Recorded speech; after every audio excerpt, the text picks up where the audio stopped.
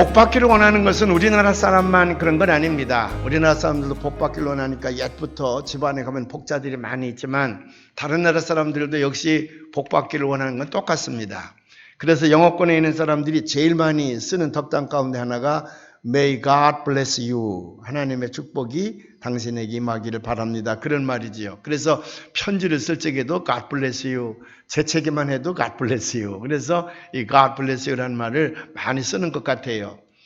또 새해가 되면 이제 두 가지를 하잖아요. 하나는 새해에 대한 결심, 영어로는 New Year Resolution이라 그러는데, Resolution, 내가 새해는 일기를 쓰겠다, 뭐 그런 결심하지 않습니까? 그 새해에 대한 결심이 하나 있고, 또 하나는 새해에 많은 복을 받았으면 좋겠다. 그래서 다른 사람들을 강복하지요. 다른 사람들에게 강복하면 그가 또 나를 위해서 강복하고, 그래서 서로 복 받으라고 인사를 많이 합니다. 또 새해가 되면 여러분들도 지난 송구영신 예배 때에 이 성전 가득히 나왔는데, 그때도 많은 분들이 이제 새해를 위한 기도 제목을 다 이제 적어내지요. 어떤 사람은 제목만 쓴 게 아니라 아예 기도문을 다 작성해서 낸 분도 계시더라고요. 새해에 자기가 바라는 것들을 하나님 앞에 간구해서 꼭 그 소원을 이루어 주시옵소서. 그래서 그렇게 기도하는 경우가 많이 있습니다. 1월달 미국에서 발행한 영어 잡지에 보니까 어떤 분이 크리스찬인 것 같아요. 새해 하나님께 드리는 기도. 그래서 기도문이 거기 적혀 있더라고요. 그래서 New Year Prayer, New Year Prayer. 근데 그 기도문 가운데 재미있는 문장이 하나 있어요. 여러분들에게 좀 소개하려고 하는데, 그 기도문 가운데 이런 문장이 있습니다. Oh Lord, 오 주님이시여, in 2016, 2016년에는 My prayer for the new year, 새해를 위한 나의 기도는 이렇습니다. 두 가지를 했는데, 하나는 fat bank account, fat bank account. 내 은행 계좌에는 두툼하게 돈이 쌓이게 해주시고, and a thin body, 내 몸은 좀 날씬하게 만들어주세요. 여자들이 흔히 하나님 앞에 드리는 기도지, 은행의 계좌에는 돈이 좀 두툼하게 들어있기를 바라고 내 몸은 좀 날씬하게 그렇게 만들어주세요. 근데 그 다음 문장이 참 재미있어요. Please don't mix this up. 이거 헷갈리지 않게 해주세요. Like you did last year.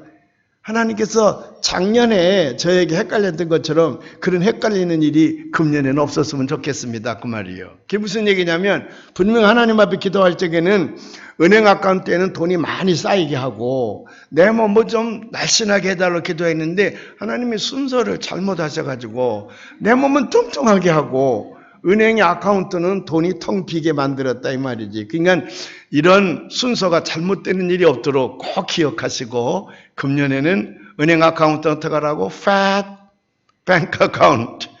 은행에는 돈이 많이 있게 하시고, fat, 살이 둥둥 찌게 해주시고, and thin body, 내 몸은 좀 날씬하게 해주세요. 여러분 모두에게 이 복이 내리시기를 주님의 이름으로 축원을 합니다. 아마 말은 안 해서 우리 한국 사람들이 속으로 새기느라고 그래서 그렇지, 많은 여자들은 그래 그거야, 내 기도가 그건데 우리 하나님이 작년에 나한테 잘못했지 뭐, 살만 두룩두룩 찌게 하고 돈은 없게 하고, 그렇게 동감하는 여자분들이 많이 아마 있을 거예요. 우리 은평교회는 금년도 표어를 후손에게 성령과 축복의 통로가 되는 은평교회 이렇게 정하게 됐습니다. 우리 다시 한번 크게 함께 우리 읽어보십시다. 후손에게 성령과 축복의 통로가 되는 은평교회. 이렇게 표어를 제가 정하게 된 것은 작년 여름에 제가 성경을 읽는 중에 이사야 44장 3절의 말씀이 제 마음에 와 닿았기 때문에 그렇습니다.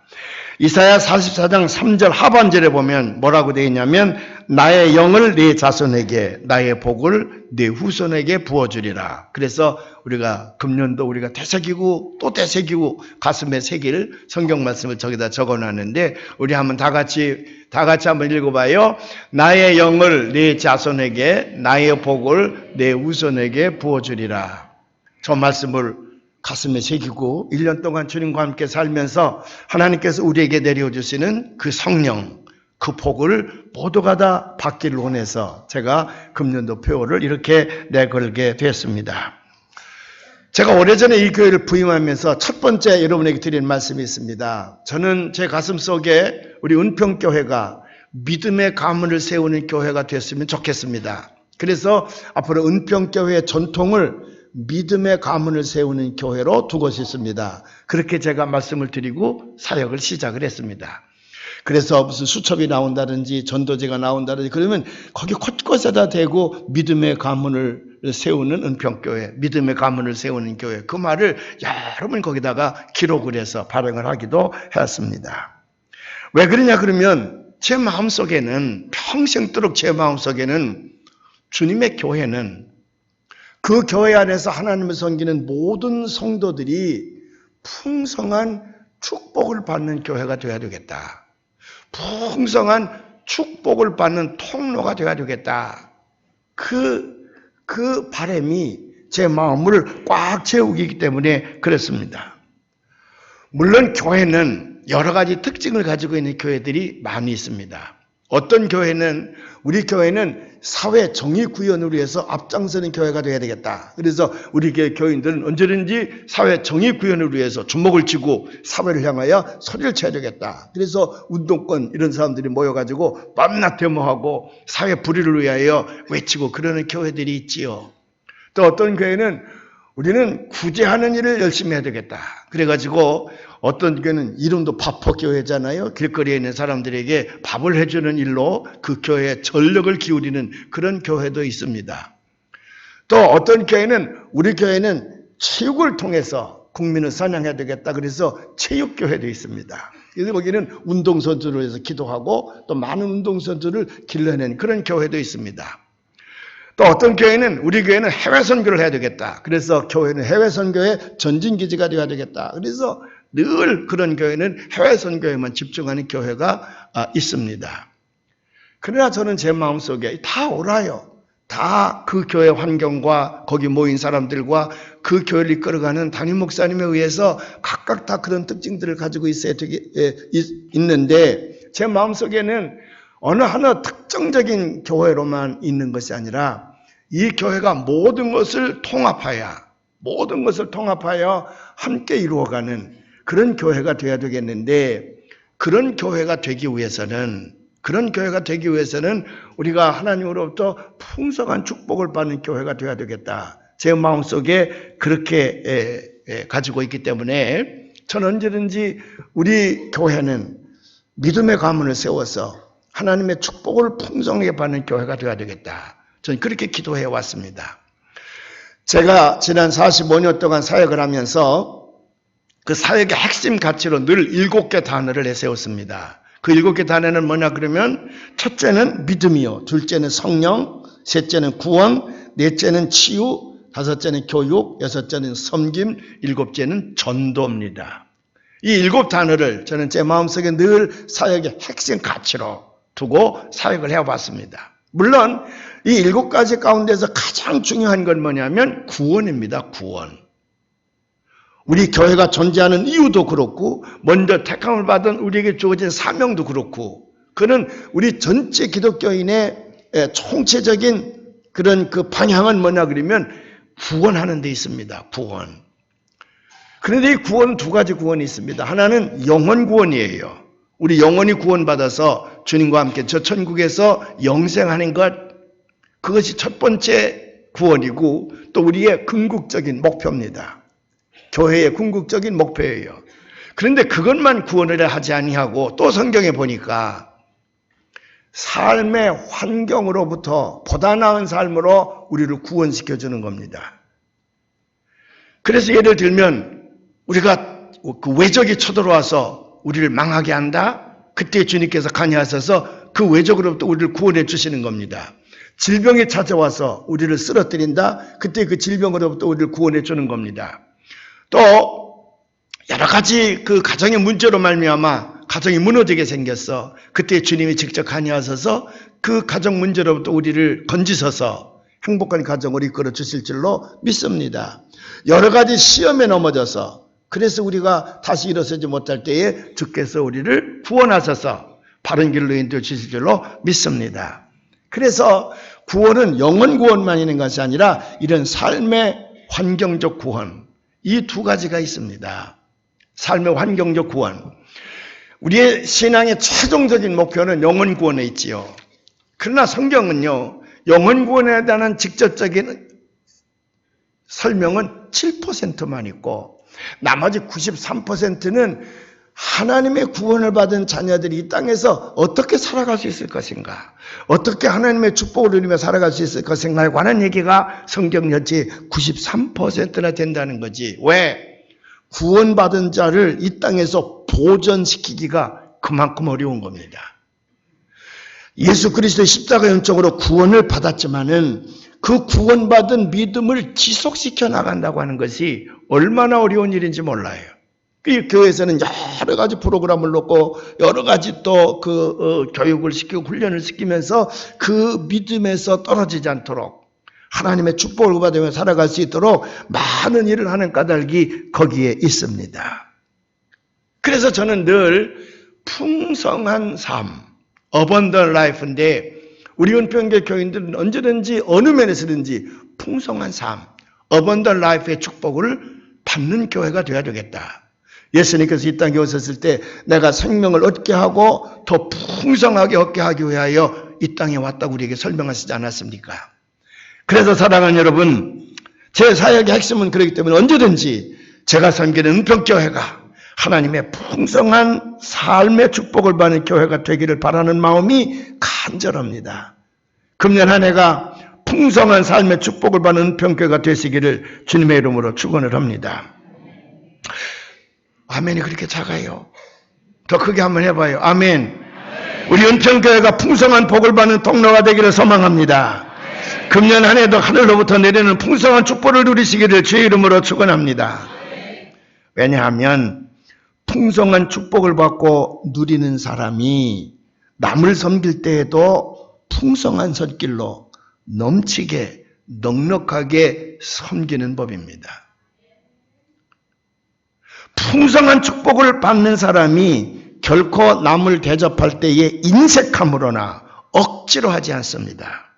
늘 기쁜 마음으로 누르고 흔들어서 넉넉하게 그렇게 언제든지 남을 섬기고 남을 사랑하게 될 때에 그 손길이 복되어서 그런 사람에게 우리 하나님께서도 역시 누르고 흔들어서 넘치도록 복을 주신다고 하지 않았습니까?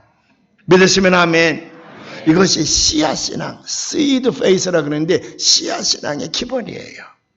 우리 예수 믿는 사람은 어디든지 어디서든지 무엇을 하든지 간에 언제든지 풍성하게 넉넉하게 넘치도록 그렇게 남을 대접하고 섬기게 될 때에 하나님께서는 그런 사람에게 또 역시 누르고 흔들어서 넘치는 축복을 허락해 주실 줄로 믿습니다.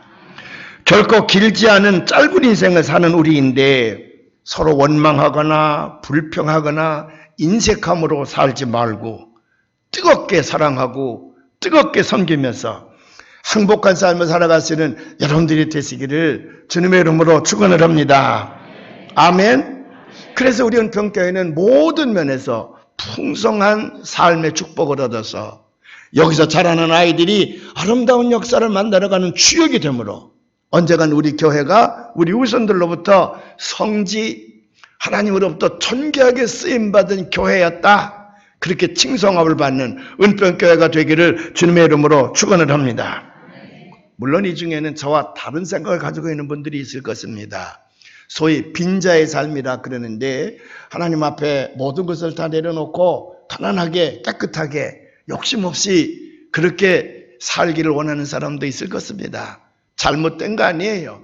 빈자의 삶이 선이고 풍성한 삶이 악이라든지 풍성한 삶을 추구하는 사람이 선이고 빈자의 삶을 살아가는 것이 악이라는 건 아니야. 빈자의 삶이든 풍성한 삶이든 간에 그건 자기 취미에 따라서 자기가 결정하고 자기가 선택하는 거예요. 다만 제가 풍성한 삶의 축복을 받는 교회를 만들기 원하는 것은 제가 어렸을 때 너무 가난했기 때문에 저는 가난이 싫어요. 빈자로서는 하나님 앞에 영광을 돌릴 만한 용기가 없어. 그런 힘이 없어. 그래서 제가 섬기는 교회, 그 믿음의 공동체는 풍성한 삶, abundant life를 하나님으로부터 복으로 받는 그런 교회가 되게 해야 되겠다. 그렇게 기도하고 그렇게 간구하고 그렇게 교회를 이끌어 왔습니다.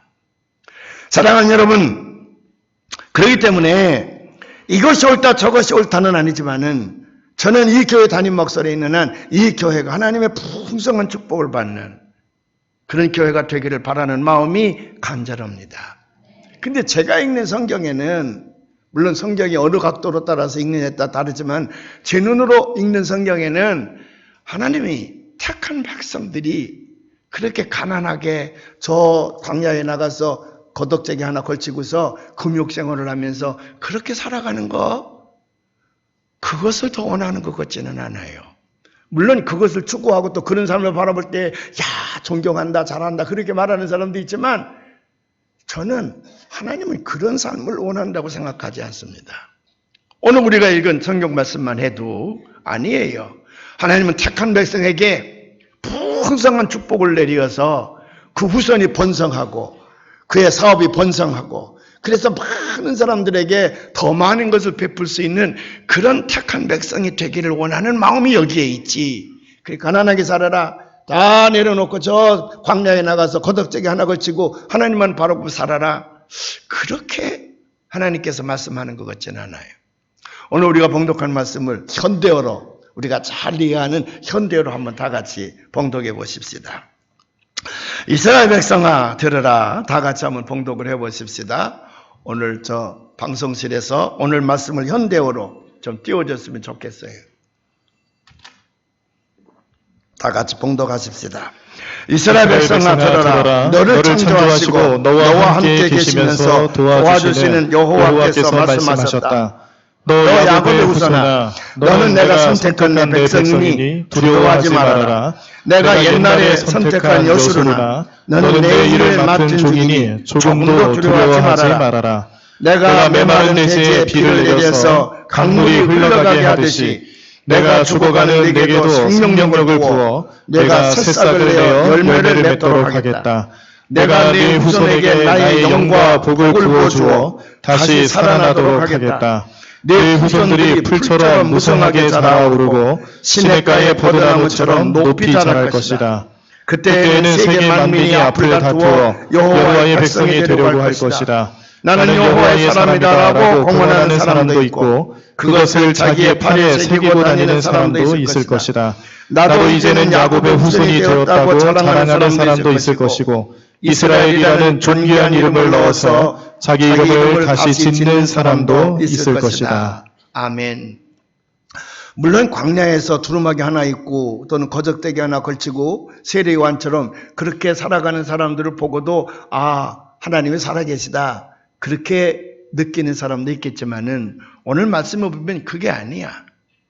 그게 아니고 풍성한 삶의 축복을 받고 누리는 사람들을 바라보게 될 때에 그때에 많은 사람들이 여호와 하나님의 사람이다.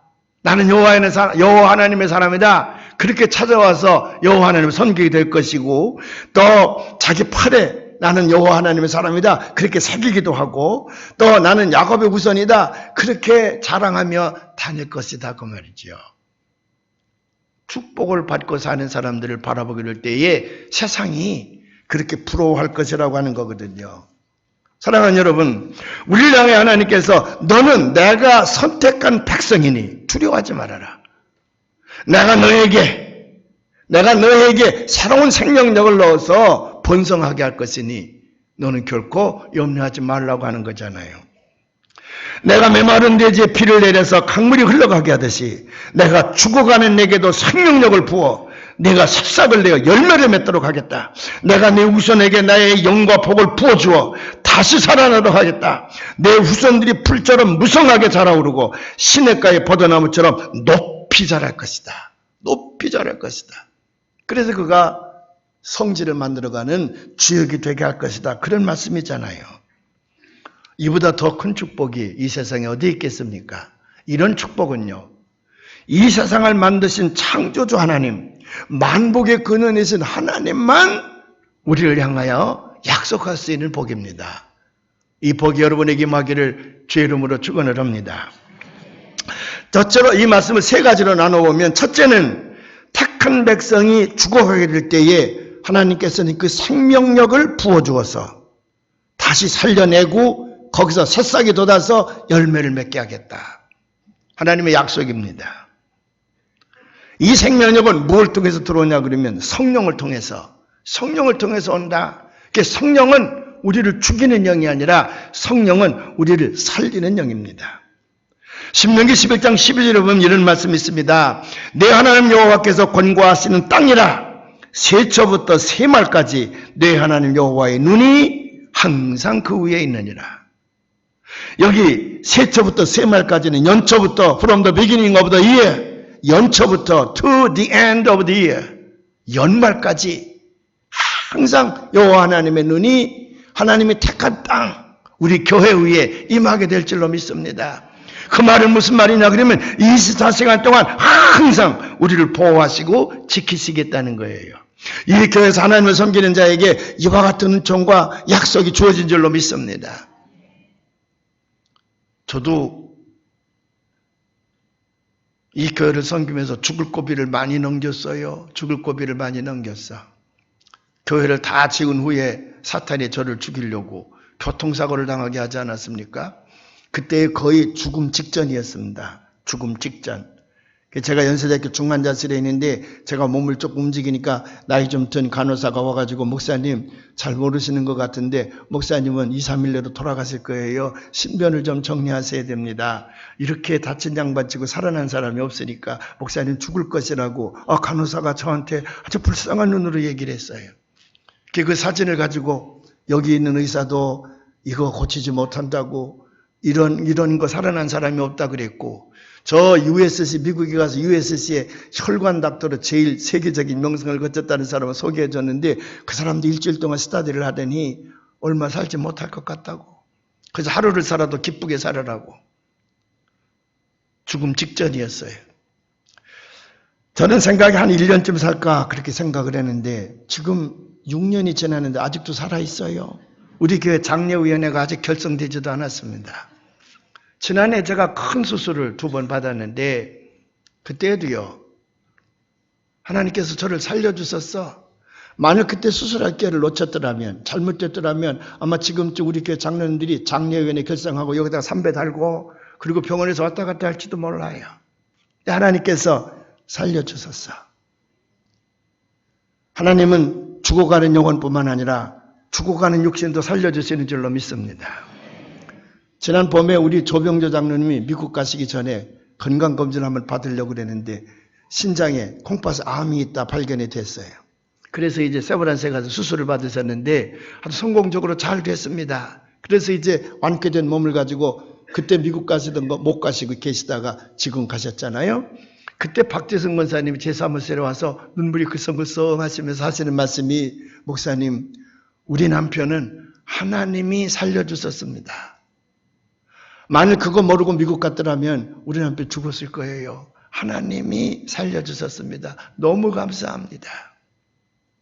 그 믿음이 여러분들에게 있기를 주의 이름으로 축원을 합니다. 죽어가는 육신도 살려주시고 죽어가는 영혼도 하나님께 살려주시는 거예요. 여러분 죄의 결과는 뭔 줄 아십니까? 사망입니다. 죽음입니다. 죄의 값은 사망이에요. 그래서 로마서 6장 23절에 보면 사도 바울이 뭐라고 얘기를 하냐면 죄의 삭은 사망이라고 그랬어. 우리 하나님은 공의의 하나님이십니다. 공의란 말은 의를 위하여 반드시 죄에 대한 값을 묻는다. 그러니까 우리 하나님은 우리가 죄 지었을 때에 우리를 용서할 수가 없습니다. 반드시 우리에게 죄값을 물어야 되는데 그 죄값이 뭐냐? 사망이야. 우리의 죄가 그만큼 무겁고 그만큼 크다고 말이지.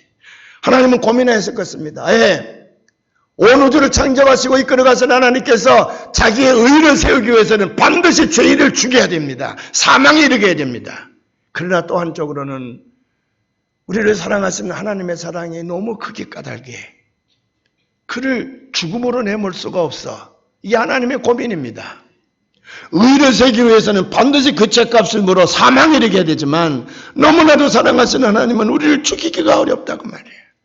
그래서 고민하시다가 하나님께서는 그 하늘 보좌를 버리시고 이 땅에 오셔서 우리의 죄값을 우리가 져야 될 죄값을 십자가에서 당신이 지셨습니다. 당신의 생명을 바치셨습니다. 당신이 죽으셨습니다. 그래서 우리 죄값을 치르셨어.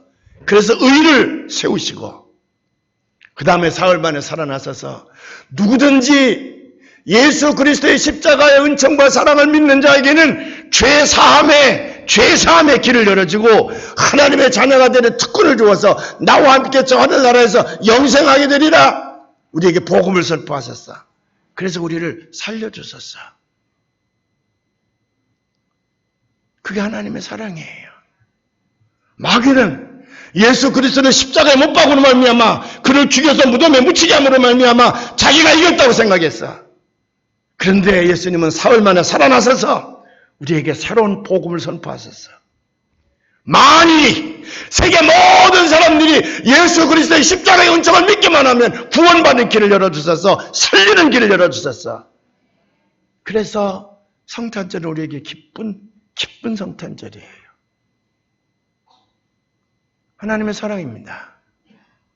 하나님의 영은 우리를 살리는 영이었습니다. 그래서 최후의 승자는 사탄이 아니라 예수님입니다. 언젠가 사탄은 저 사망의 골짜기에 처박혀서 죽음을 맞이할 것입니다. 그러나 우리는 주님의 십자가의 은총으로 살아나서 주님과 더불어 영생하게 되는 줄로 믿습니다. 둘째는 내 후손에게 영을 부어 살아나도록 하겠다. 여기 영은, 하나님의 영은 성령입니다. 성령이 왜 우리 안에 오냐 그러면 죽을 영혼을 살리시기 위해서. 오래전에 시카고에서 어느 교회가 주관하는 작은 장례식이 있었답니다. 3살 먹은 어린아이가 너무 가난하여 먹지 못하고 영양실조에 걸려 죽었습니다. 그를 낳은 아버지는 가정을 이끌어갈 능력이 없습니다. 그는 가출해버리고 말았어요. 이 아이가 영양실조로 죽었을 때에 그 아이를 장례 치러줄 곳이 없습니다. 그래서 목사님이 교인들을 동원해서 어린아이의 장례식을 치루어 줍니다. 목사님이 그 어린아이의 영혼을 위하여 기도하게 될 때에 모든 사람들이 눈을 감고 기도했습니다. 그때에 아주 난노한 옷을 입은 거지 하나가 살며시 들어와서 그 죽은 3살 먹은 아이의 시체 앞에 서 있더니 눈이 번쩍거립니다. 그리고 그 3살 먹은 아이의 시체에 신겨주었던 신발을 몰래 벗겨서 도망갑니다. 그걸 35센트에 팔아서 술을 마셨습니다. 이 거지가 알코올 중독자인 어린아이의 아버지였습니다. 이 알코올 중독자, 마약 중독자, 노름 중독자, 어딘가 중독에 걸려있는 사람들은 그 사탄의 사슬이 묶여있기 때문에 이미 인간이기를 포기한 금수만도 못한 존재예요. 그의 영혼은 죽어가고 있었습니다. 그런데 그로부터 20년 후에 시카고 제1장로교회 강단에서 수천 명을 모아놓고 어떤 사람이 외칩니다. 죽은 딸의 장례식에서 신발을 훔쳤던 그 파렴치범이 바로 접니다.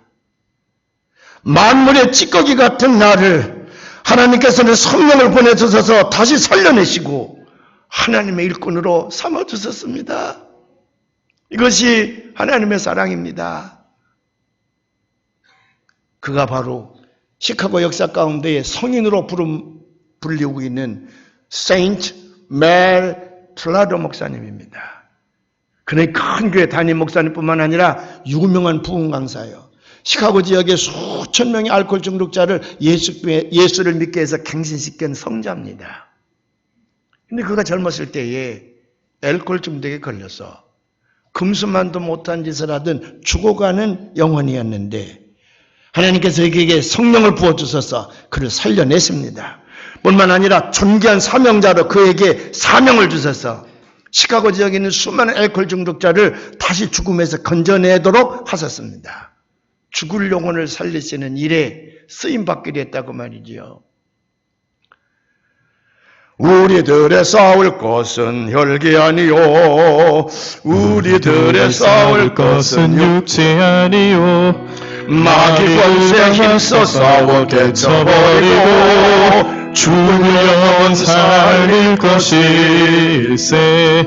한 마음으로 힘써 나가세 한 마음으로 힘써 싸우세 악한 마귀 군사들과 힘써 싸워서 승전고를 울리기까지. 다시 한번. 우리들의 싸울 것은 혈기 아니요 우리들의 싸울 것은 육체 아니요 마귀 권세 맞서 싸워 깨쳐버리고 주를 영원 살릴 것일세. 한 마음으로 힘써 나가세. 한 마음으로 힘써 싸우세. 악한 마귀 군사들과 힘써 싸워서 승전고를 울리기까지. 사랑하는 여러분, 그렇습니다. 멜투라다, 그는 죽을 영혼이었습니다. 죽고 가는 영혼이었습니다. 거기에 성령이 들어가게 될 때에 그를 살려내시고 그로 하여금 열매를 맺게 하셨습니다. 그것이 택한 자에게 주시는 하나님의 은총입니다. 세 번째는 내 후손에게 복을 부어주겠다. 하나님의 약속입니다. 제가 기도할 때 늘 아브라함의 혈통을 이루게 하시고 아브라함에게 주셨던 그 믿음과 축복을 이 가정에 주시옵소서, 또는 이 사람에게 주시옵소서, 그런 기도를 많이 합니다. 아브라함, 그는 믿음의 가문을 세운 사람인데 그 아브라함의 혈통은 하나님이 택한 혈통이야. 그 자손만대로 하나님의 축복을 받았습니다. 그래서 늘 아브라함의 혈통을 이루게 해주시옵소서, 아브라함의 혈통 가운데 있었던 그 축복을 이 가정에 주시옵소서, 이 사람에게 주시옵소서 기도하기를 즐겨해요. 그렇게 될 줄로 믿습니다. 하나님께서 반드시 그런 축복을 내리시길 바라는 마음을 가지고 담임 목사는 강복을 하는 겁니다. 왜? 분명히 하나님께서 말씀하시기를 요 하나님을 잘 경외하고 섬기는 자에게는, 택한 백성에게는 하나님께서 복을 부어주시겠다고 약속하시지 않았습니까? 평양 산정교회는 순교하신 주기철 목사님이 섬기던 교회입니다. 주기철 목사님이 되는 데에는 그 교회에 고당 조만식 장로님이 계셨습니다. 훌륭한 장로님이시죠. 그런데 그 교회 별로 이름도 없던 분이 한 분 계신데 그분이 유계준 장로님이라고 하는 분입니다. 그는 그저 교회를 열심히 받드는 평범한 장로님이었는데 그분의 특징이 있다 그러면 철저하게 11조 생활을 했습니다. 작은 돈이지만은 자기에게 오는 돈을 꼭 11조를 성별해서 하나님 앞에 드리는 본을 보였다는 거예요. 철저한 11조의 본을 보이신 분이 유계준 장로님입니다. 근데 그 후손들이 어떻게 되느냐? 어떤 분이 조사를 했는데 그 후손들이 번창하고 성공을 했습니다. 아들, 딸, 사위 모두가 다 한국 각각 그들이 가는 길에 정상에 이르러서 많은 영향을 주었습니다. 이미 알려진 이름들이 많이 있지요. 유기원 박사, 유기형 박사, 유기선 박사, 유기천 박사, 유기진 박사, 이한빈 박사. 우리가 많이 듣던 이름들 아닙니까? 이분이 모두가 다 유계준 장로님의 후손들입니다.